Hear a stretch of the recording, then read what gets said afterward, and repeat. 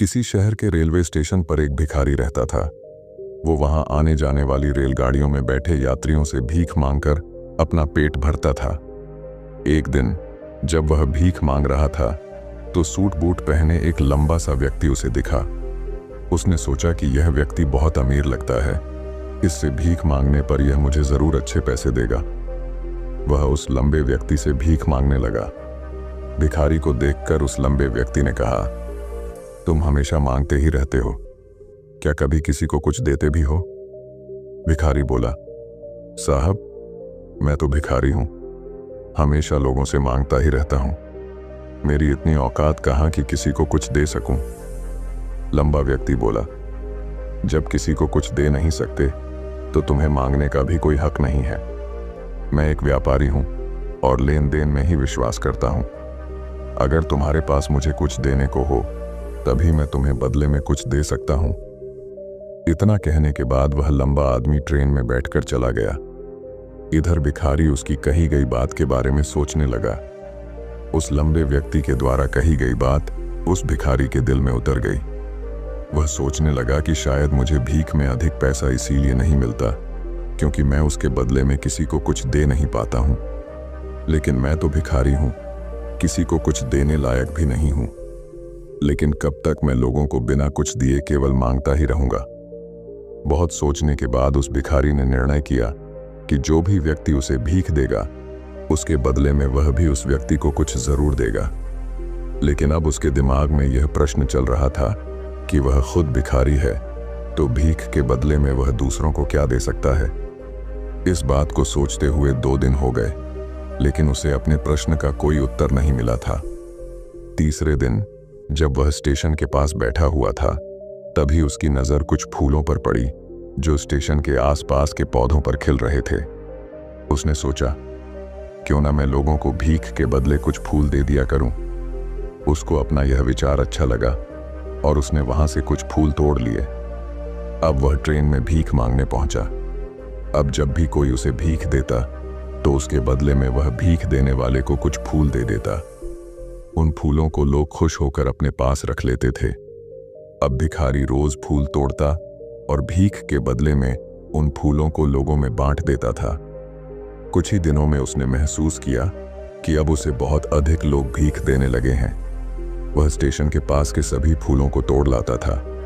जब तक उसके पास फूल रहते थे तब तक उसे बहुत से लोग भीख देते थे, लेकिन जब फूल बांटते बांटते खत्म हो जाते तो उसे भीख भी नहीं मिलती थी। अब रोज ऐसा ही चलता रहा। एक दिन जब वह भीख मांग रहा था तो उसने देखा कि वही लंबा व्यक्ति ट्रेन में बैठा है जिसकी वजह से उसे भीख के बदले फूल देने की प्रेरणा मिली थी। वह तुरंत उस व्यक्ति के पास पहुंच गया और भीख मांगते हुए बोला, आज मेरे पास आपको देने के लिए कुछ फूल हैं, आप मुझे भीख दीजिए तो बदले में मैं आपको कुछ फूल दूंगा। उस लंबे व्यक्ति ने उसे भीख के रूप में कुछ पैसे दे दिए और भिखारी ने कुछ फूल उसे दे दिए। उस लंबे व्यक्ति को यह बात बहुत पसंद आई। वह बोला, वाह क्या बात है, आज तुम भी मेरी तरह एक व्यापारी बन गए हो। इतना कहकर फूल लेकर वह लंबा व्यक्ति अपने स्टेशन पर उतर गया। लेकिन उस लंबे व्यक्ति द्वारा कही गई बात एक बार फिर से उस भिखारी के दिल में उतर गई। वह बार बार उस लंबे व्यक्ति के द्वारा कही गई बात के बारे में सोचने लगा और बहुत खुश होने लगा। उसकी आंखें अब चमकने लगीं। उसे लगने लगा कि अब उसके हाथ सफलता की वह चाबी लग गई है जिसके द्वारा वह अपने जीवन को बदल सकता है। वह तुरंत ट्रेन से नीचे उतरा और उत्साहित होकर बहुत तेज आवाज में ऊपर आसमान की तरफ देखकर बोला, मैं भिखारी नहीं हूं, मैं तो एक व्यापारी हूं, मैं भी अमीर बन सकता हूं। लोगों ने उसे देखा तो सोचा कि शायद यह भिखारी पागल हो गया है और अगले दिन से वह भिखारी उस स्टेशन पर फिर कभी नहीं दिखा। लेकिन 6 महीने बाद इसी स्टेशन पर 2 व्यक्ति सूट बूट पहने हुए यात्रा कर रहे थे। दोनों ने एक दूसरे को देखा तो उनमें से एक ने दूसरे से हाथ मिलाया और कहा, क्या आपने मुझे पहचाना? दूसरा व्यक्ति बोला, नहीं, क्योंकि मेरे हिसाब से हम लोग पहली बार मिल रहे हैं।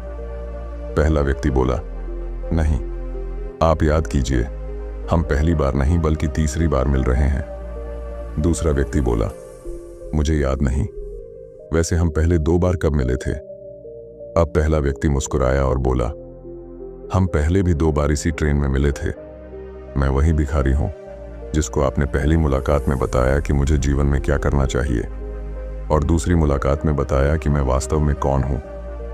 दूसरा व्यक्ति मुस्कुराया और अचंभित होते हुए बोला, ओ, याद आया, तुम वही भिखारी हो जिसे मैंने एक बार भीख देने से मना कर दिया था और दूसरी बार मैंने तुमसे कुछ फूल खरीदे थे। लेकिन आज तुम ये सूट बूट में कहाँ जा रहे हो और आजकल क्या कर रहे हो? तब पहला व्यक्ति बोला, हाँ, मैं वही भिखारी हूं, लेकिन आज मैं फूलों का एक बहुत बड़ा व्यापारी हूं और इसी व्यापार के काम से ही दूसरे शहर जा रहा हूं। कुछ देर रुकने के बाद वह फिर बोला, आपने मुझे पहली मुलाकात में प्रकृति का वह नियम बताया था जिसके अनुसार हमें तभी कुछ मिलता है जब हम कुछ देते हैं। लेन देन का यह नियम वास्तव में काम करता है। मैंने यह बहुत अच्छी तरह महसूस किया है, लेकिन मैं खुद को हमेशा भिखारी ही समझता रहा। इससे ऊपर उठकर मैंने कभी सोचा ही नहीं।